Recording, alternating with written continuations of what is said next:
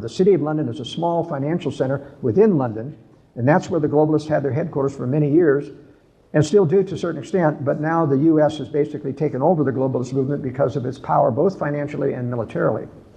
But anyway, the globalists gave 20 million rubles in Russian currency to the Bolsheviks to fund the Bolshevik Revolution.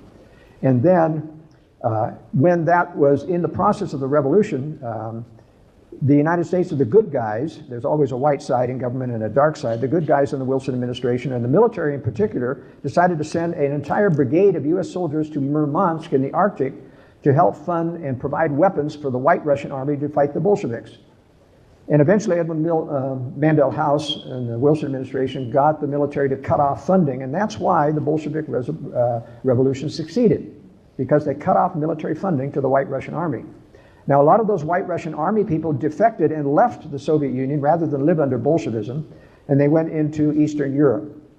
They would surface again in World War II and fight for Germany against the Soviet Union. Entire armies of former white Russian soldiers who were defeated and because of lack of arms from the US.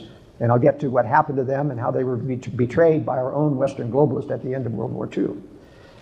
But the Treaty of Versailles was onerous. It required huge repayments to the Allied countries for World War I, reparations, in gold marks. Now, the German currency at the time was a gold-backed currency, and that's what the Allies wanted to get their hands on.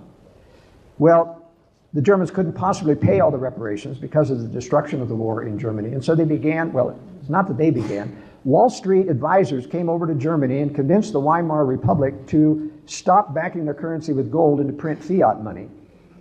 And so they began to pay their reparations in not gold marks, but the new mark, which was fiat currency, at the advice of globalists who came over from Wall Street.